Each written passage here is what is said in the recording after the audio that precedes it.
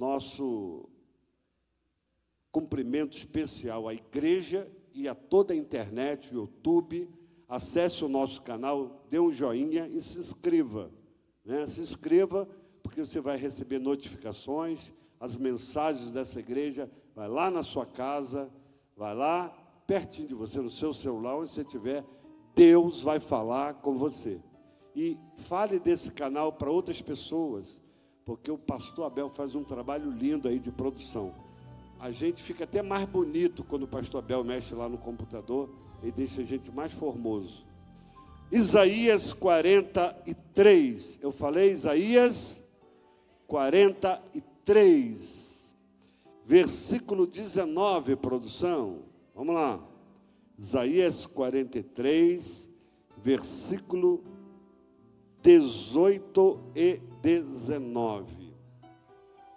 Deus falou essa palavra comigo ontem e hoje pela manhã. Eu já compartilhei ela. Parte desta mensagem, a minha esposa já teve o privilégio de ouvir primeiro que vocês. A outra parte ela vai ouvir agora. E diz o texto bíblico, Isaías 43, 19. Eis que farei uma coisa nova. Farei o quê? Farei o quê? Uma coisa nova. E agora sairá a luz. Porventura não a sabereis. Eis que porei um caminho no deserto e rios no ermo. Você sabe o que é um lugar ermo? Um lugar ermo é um lugar sem nada. É um lugar praticamente sem vida. Provavelmente você já esteve na rua, sozinho à noite, olhou para um lado, não viu carro, olhou para o outro lado, não viu pessoas. Quem já teve essa experiência de estar numa rua deserta, sozinho, em algum momento da vida? Dá até assim um calafrio, né? Puxa vida, não tem ninguém aqui. Não vem ônibus, não vem carro, não vem pessoas. Lugar ermo, lugar vazio, lugar sem nada. E aí, Deus está falando através do profeta que eu porei um caminho no deserto e rios no lugar ermo, no lugar que não tem nada, vai brotar rios. Isso significa quantas pessoas estão vivendo esse momento de ermo, esse momento de deserto, uma fase desértica, em que nada acontece, nada tem, nada aparece, não tem expectativa, está tudo travado, está tudo zerado. Até parece que aquela Coca-Cola zero, ela está o tempo todo te acompanhando. É zero no bolso, é zero na carteira, é zero na conta bancária, está tudo no zero, 0 a 0. Irmão, Deus está dizendo de uma forma profética ao seu povo que Ele faz uma coisa nova. Isso significa que aquela fase do ermo, aquela fase desértica, é uma fase que ela poderá mudar, ela poderá passar mediante a um posicionamento. Qual é o posicionamento que Deus sempre espera de nós? Fé. Fé, acreditar que as coisas podem virar, mudar. Um novo ciclo de Deus na sua vida pode acontecer. Quantos acreditam que Deus pode dar um novo ciclo para você? Talvez você vai dizer assim, eu já estou velho, eu já estou idoso. Meu irmão, mais velho que Abraão, que ainda teve filho na velhice, mais velho que Sara, que riu quando soube que ia dar à luz. Aí Deus vai, pega o velhinho, pega o coroa, viu, Eusébio, você que já está de barba branca, essa mensagem é para você. Barba branca, eu falei. Você que já está numa fase, que já passou, você pensa que passou, que nada mais vai acontecer. Aí Deus inicia um novo ciclo na tua vida. Outro dia eu ouvi um irmão falar: bispo, ora por mim que eu estou desempregado. Me apresenta aquela pessoa lá, para ver se ele arruma um emprego para mim. O irmão está aqui no nosso meio. E eu fiquei com meu coração assim doendo. Que era um pai pedindo para eu apresentar alguém para arrumar emprego para ele. Ele não estava pedindo nada demais. Ele estava pedindo o sustento da casa dele. E a única coisa que eu fiz foi orar. E arrumei lá um site, lá um negócio. Falei: entra aí nesse grupo, irmão, negócio de emprego. Aí daqui a pouco o irmão está empregado. E agora já mudou para um emprego melhor. E daqui a pouco está tendo o 4º filho. 3º, sei lá o quê. Não sei, né? Quem sabe? Ciclo novo. Não, isso eu não sei se ele quer, não. Mas Deus move os céus em nosso favor, em novidades. Nós não podemos pensar que é só isso que Deus tem para a minha vida. Eu cheguei até aqui, está tudo muito bom. A gente não pode se acostumar, irmãos, à vidinha, às mesmices, e achar que não tem nada novo para acontecer. Achar que... O que vai ser? Houve um tempo que eu achei que eu tinha que só pastorear. Mas agora Deus iniciou um novo ciclo na minha vida. Ministério itinerante. E eu e Sandra estamos itinerantes por aí. E Deus tem cuidado de nós. Irmãos, nós não podemos ter medo de mudanças. Deus não gosta de medroso. Está na Bíblia. Os medrosos, o quê? Não herdarão o reino dos céus. Não temas. Não temas. Não tenha medo da sua idade, da sua barba branca, do seu cabelo branco, Alirinho. Não tenha medo. Não vai faltar pão na mesa. Não vai faltar pão dentro de casa. Porque Deus vai cuidar de você até você entrar no caixão. Deus vai estar com você em vida. E depois do caixão, Deus continuará com você na eternidade. Eis que farei uma coisa nova. E agora sairá luz. Quando a gente pensa que é só isso que Deus tem para mim, aí vem uma novidade de vida. Tem um irmão aqui, que ele tinha uma família, estava tudo bem. Aí de repente, ele teve uma decepção com a esposa. A esposa deixou ele lesado. Tirou tudo dele, tirou tudo que ele tinha de precioso, que era a família, o traiu, arrumou outro, fez ele passar vergonha, tomou os bens que ele tinha direito. E sabe o que ele fez, irmãos? Nada. Fala, nada.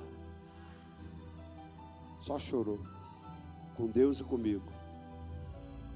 E hoje eu vejo Deus restituindo esse irmão, dando família, dando casa, dando coisas que ele havia perdido pelo caminho, porque ele não fez nada, ele só pediu justiça de Deus. Um novo ciclo começou, quando a gente pensa que não vai, aí Deus abre os horizontes, Deus cria a luz, Deus abre os céus. Na verdade, Deus não abre o céu, Deus rasga o céu para você entrar. Deus rasgou o mar.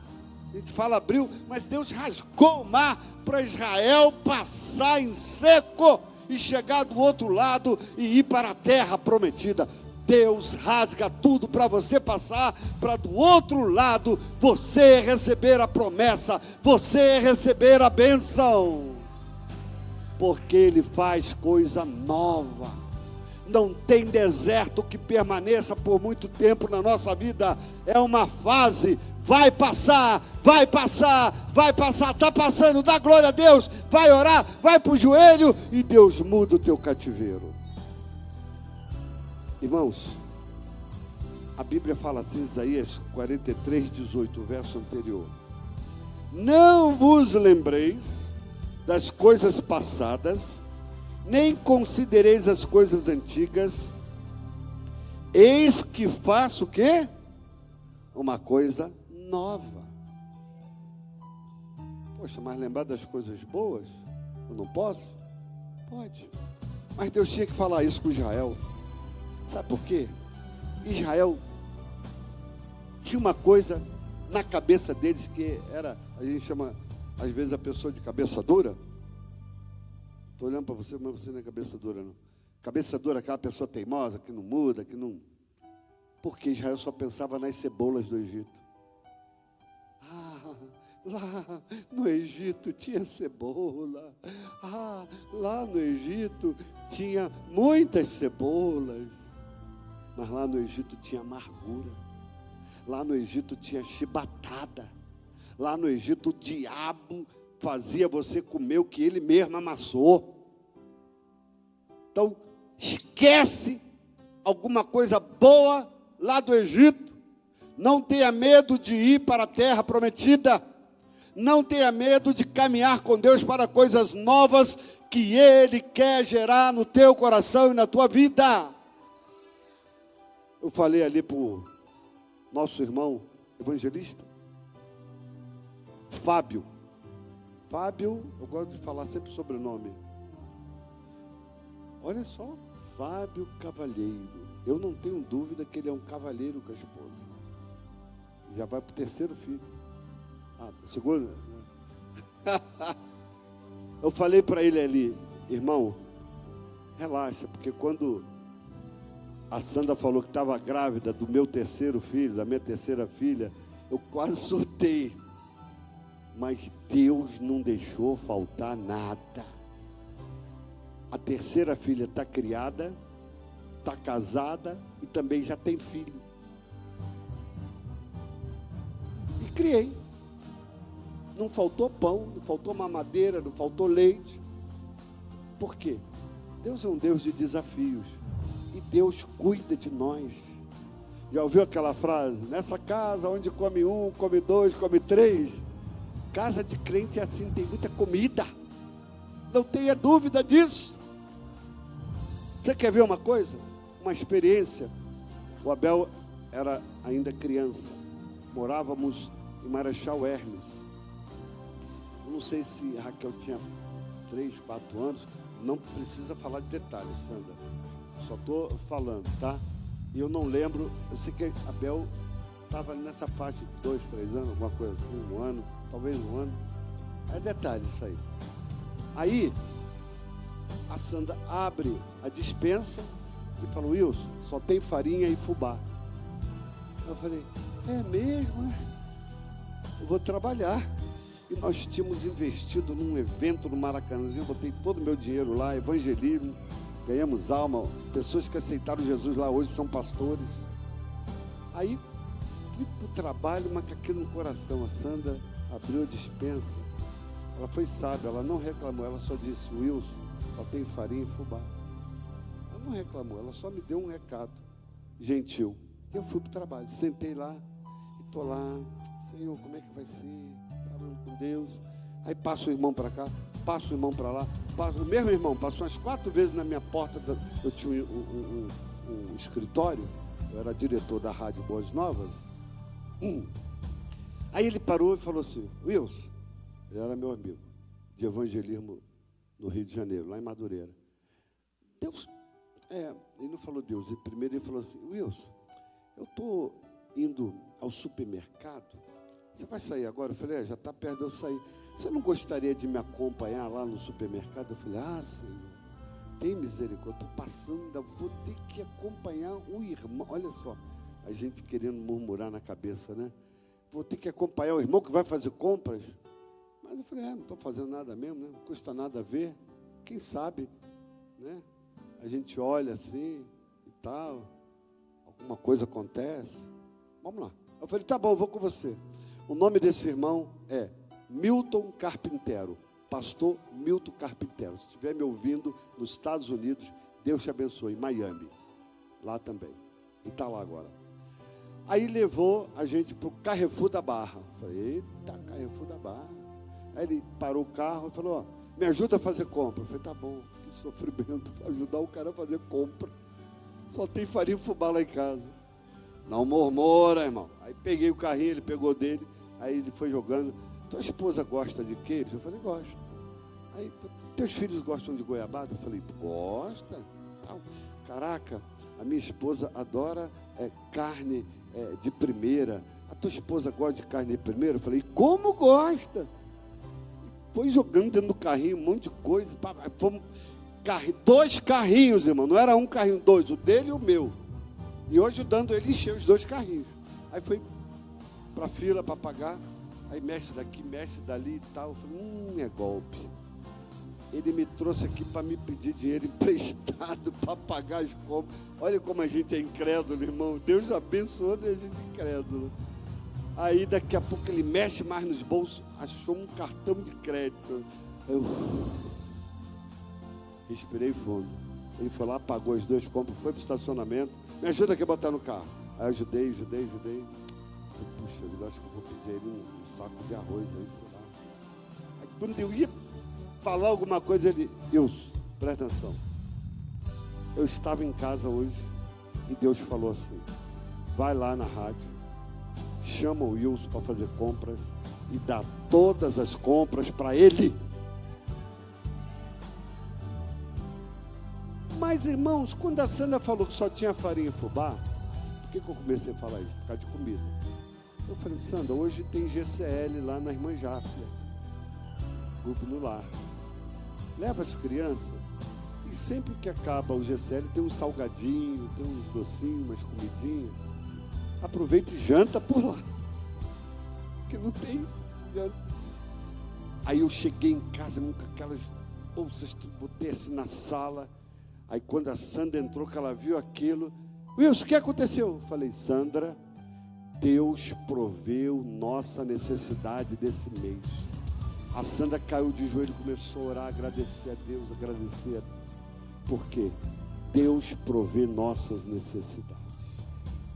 A gente passa pelo deserto por um período. Deus tem todo o direito de provar o seu coração. Ele leva o povo para o deserto, antes de entrar na terra prometida. Deus não podia levar direto para a terra? Podia, mas Deus não fez isso. Vamos lá, vamos ver se esse povo me ama. Vamos ver se o Cláudio me ama. Vamos ver se o Jefferson me ama. Vamos ver se essa turma, Diego, me ama. Vamos lá. 40 anos no deserto antes de entrar na terra. O povo murmurou, o povo reclamou. A Bíblia diz que Deus queria saber o que tinha no coração deles. Quer saber o que está no coração da gente? É só a gente passar um períodozinho de deserto.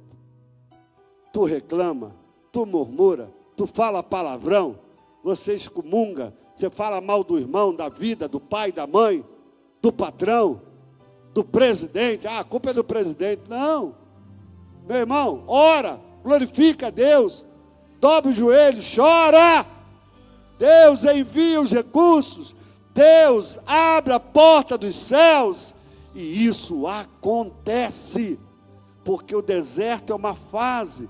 Deus pode estar provando a sua fé e você nem está percebendo. Aí quando aquele período passa, vem bênção de Deus, vem recursos, aquele dinheiro que estava preso, ele é solto, aquele negócio que estava amarrado, fica desamarrado. Deus glorifica o nome dele na tua vida, quando você vai passando pela prova, dando glória a Deus. Dá glória a Deus, irmão. Aleluia. Então, irmãos, não reclame da vida. E não fique, cebola lá de trás do passado. Tem coisas que a gente tem que virar a página. Tem gente que não casou. Eu namorei fulano, eu achava que eu ia casar, ele me largou por outra. Meu irmão, não só existe um homem na vida, não só existe uma mulher na vida. Vira a página do que não deu certo. Reconstrói tudo. Pede direcionamento a Deus. Quem está solteiro vai casar, uma hora vai casar. A não ser que você não queira. Também Deus respeita a nossa vontade. Mas Deus, Ele cuida da nossa vida sentimental. Deus cuida de nós. E Deus conhece a estrutura de cada um também. Que tem gente que talvez, se casar, não vai dar conta do casamento, como marido e nem como esposa. Então, às vezes, a gente não entende certas coisas. Melhor glorificar a Deus. Preste atenção uma coisa. A Bíblia diz que o povo de Deus passou 70 anos no exílio, na Babilônia. Israel foi levado para a Babilônia. Naquela leva ali foi Sadraque, Mesaque, Abednego, Daniel. E tinha outros nomes. Depois mudou o nome deles. E mais gente. 70 anos no cativeiro. Aí o Salmo 126 me fala uma história tremenda. Abra aí sua Bíblia. Salmo 126, no versículo de número 1. Me ajuda aí, produção. Quando tiver aí, me avisa. Verso 1. Quando o Senhor restaurou a sorte de Sião. Quem é Sião? O povo dele. Ficamos como quem sonha. Eles estavam sonhando. E o sonho deles era voltar para Jerusalém. Eles foram levados cativos. Alguns que foram levados nem voltaram, morreram lá no cativeiro. Outros eram crianças, voltaram adultos. Salmo 126 me conta uma coisa linda, eu aprendo muito. Ó. Quando o Senhor trouxe do cativeiro os que voltaram, porque teve outros que não teve outros que não. Então, os que voltaram, estávamos como os que sonham. Então, a nossa boca se encheu de quê? De riso. A nossa língua de cânticos, de louvor. Está triste? Canta. Está triste? Louva. Está triste? Adora. Vai glorificar o Senhor. Nossa língua, nossa boca se encheu de música, de adoração. Então dizia entre as nações: grandes coisas fez o Senhor a estes, porque Deus trouxe eles de volta. Aí no verso 3, grandes coisas fez o Senhor por nós, e por isso estamos alegres. Você vai entender por que eles ficaram alegres. Aí, nesse caos de voltar para Jerusalém, as portas estão fendidas, as portas estão queimadas. Você vai ler Neemias, você vai ver isso. Os muros destruídos, está tudo um deserto. É uma fase que Israel olhava assim: que isso? A gente voltou para casa, mas nossa casa está assim destruída. Faze-nos regressar outra vez do cativeiro, Senhor, como que as correntes do Negueb, ou do sul. Tem tradução que está escrito sul, outra Negueb. Irmãos, Negueb era o nome de uma parte muito grande da Palestina que era 60% deserto, porque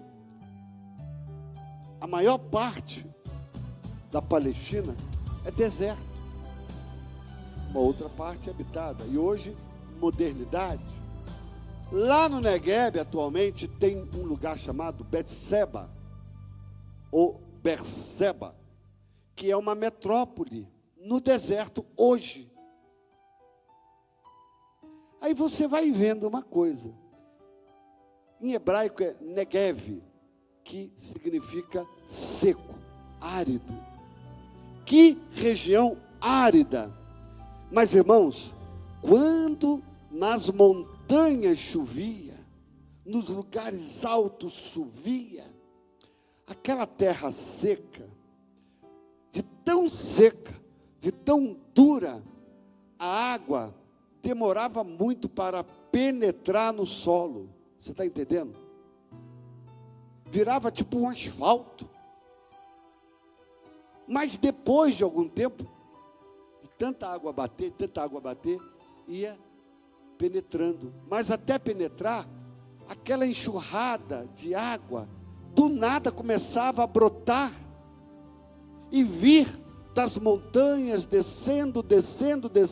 Daqui a pouco tinha riachos, tinha cachoeiras em alguns pontos do deserto. Aí esse povo que voltou recentemente do cativeiro e que sabia que existiam essas torrentes que aconteciam, eles falam assim para Deus: Senhor, faz-nos regressar como as correntes do Neguebe, porque quando a água chega, aonde está morto, aonde está deserto, começa a virar vida. Água é vida. E quando aquela água vai passando, vai penetrando, começa a nascer flores, começa a nascer plantas, começa a nascer coisas frutíferas, boas. Do nada, o que é deserto vira um jardim. Só Deus pode fazer isso na tua vida. O que está deserto virá jardim. Confia, creia. Porque Neemias, nessa fase mais ou menos, irmãos, lá em Neemias capítulo 1, coloca aí para nós, produção. Neemias capítulo 1, vai nos dizer o seguinte. Neemias 1, 2 até o 4. Vamos ler aí na produção. Restaura, não é isso aí. Isso. Veio Hanani, um dos meus irmãos, com alguns homens de Judá. Então lhes perguntei a respeito dos judeus que escaparam lá do cativeiro e que sobreviveram ao exílio. Lembra que nós lemos no Salmo 126, alguns que voltaram, outros não voltaram, outros não escaparam, morreram, fio da espada, ou de morte morrida, ou doença, enfim. Os que sobreviveram ao exílio e a respeito de Jerusalém. Passa o versículo. E eles me responderam, olha só, os restantes, os que sobreviveram ao exílio e se encontraram lá na província, estão em grande miséria e humilhação. As muralhas de Jerusalém continuam em ruínas, os seus portões foram destruídos pelo fogo. Imagina, irmãos, você voltar para casa e encontrar a tua casa toda esculhambada, destruída, janela destruída, porta queimada, parede arrebentada. O diabo fez a festa e saiu e disse assim: agora vem, volta para cá. Que tristeza no coração. Neemias chora, Neemias jejua. E ele pede ao rei para ir lá para Jerusalém para restaurar a cidade. E sabe o que ele faz? Irmãos, é que não vai dar tempo da gente falar tudo aqui, mas em 52 dias Neemias lidera um movimento de reconstrução da cidade.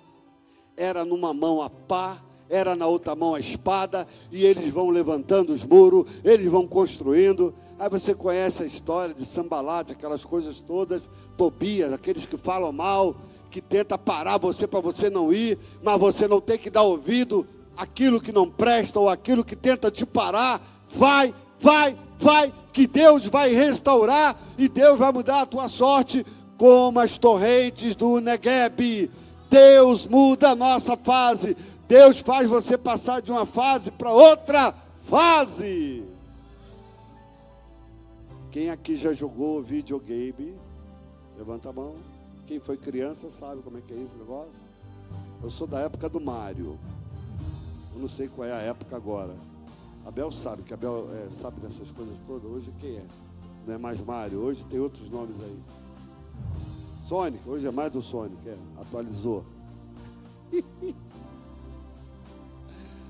Aí o Mário ficava pulando, passando de fase, e a pessoa ia vencendo, né? Meu irmão, você é crente, você não é Mário. Porque o Mário não é crente. Mas você é crente. Então, tu vai passar pela prova, dando glória a Deus, e uma fase vem, outra fase vem, e outra fase vem, e daqui a pouco você já pontuou, aparece dinheiro no bolso, você já não está mais tomando Coca-Cola zero, é suco natural abençoado, não é zero mais na carteira, não é zero mais lugar nenhum, agora tem coisas para você até repartir, para você abençoar. Aí você dá a campanha do quilo, você dá o dízimo com alegria, você dá a oferta com alegria, você abençoa o irmão nos corredores da igreja. Eu já fui muito abençoado. Ô Zé, vem cá rapidinho, vem cá rapidinho. É bênção, é bênção. Abre a mão, Zé. Não, assim também está todo mundo vendo, né? Abaixa a mão, abaixa a mão, abaixa a mão.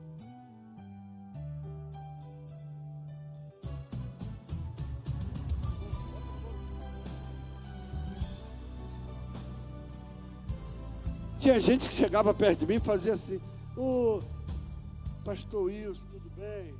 Deus te abençoe. Gente, aí não pode falar assim, ó. Não estou precisando não. Cara, Deus é fiel.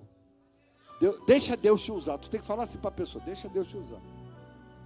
Não faz doce não, porque tem gente que faz doce quando recebe a bênção.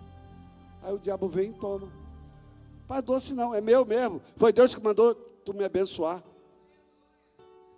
E se tu não estiver precisando, deixa o irmão ser abençoado, bota no bolso, disfarça. Cláudio. É assim que a gente faz. Porque quando alguém te dá alguma coisa, aquela pessoa está sendo abençoada te dando. Você não pode impedir. Esses dias eu fiz isso com um amigo. Aí ele ficou todo desconcertado, falei: rapaz, ele, não, falei: ó, se você rejeitar, você vai impedir de Deus me abençoar, porque eu estou semeando, estou lançando uma semente, porque eu quero que Deus me honre. É assim que a gente faz, cara, e Deus vai cuidando de tudo, e Deus vai cuidando de nós. Eu acho que minha hora já estourou aqui, e vamos finalizar essa mensagem. Glória a Deus. Marcos 2, 21 e 22 fala de que Jesus nos ensina que não se pode colocar vinho novo em odres velhos. Isso significa, irmãos, que o vinho representa novas bênçãos de Deus e revelações, enquanto que o odre era tipo um negócio que as pessoas iam para o deserto ou para qualquer outro lugar, elas faziam como se fosse um recipiente de pele de ovelha ou de cabra. Tirava todo aquele pelo, ficava aquela coisa, e ali eles botavam água, andava alguns dias com aquilo ali. Então, o odre novo é uma coisa, e o odre velho é outra coisa. Aí a Bíblia vai nos dizer o seguinte, Mateus 2, 21. Produção, fica atenta aí, produção. 21 e 22. Já botou aí? Que o odre representa nossa vida. Leia lá. Ninguém costura um remendo de pano novo em roupa velha, porque o remendo novo tira um pedaço da roupa velha e o buraco fica ainda maior. 22. Ninguém põe vinho novo em odres velhos, porque se fizer isso, o vinho romperá os odres velhos, e se perdem tanto o vinho como o odre. Mas põe vinho novo em odres novos. Deus tem algo novo para mim. Tem uma canção que a gente vai terminar cantando, que fala: eu quero viver algo novo. Lembra dessa música, pastor Abel? Eu quero viver algo novo. Mas antes, vamos passar um vídeo, só para ficar na sua memória, que o Negueb tem um momento que vem uma enxurrada de bênçãos sobre nós. Podemos passar? Pastor Abel, assume aqui, por favor, o teclado.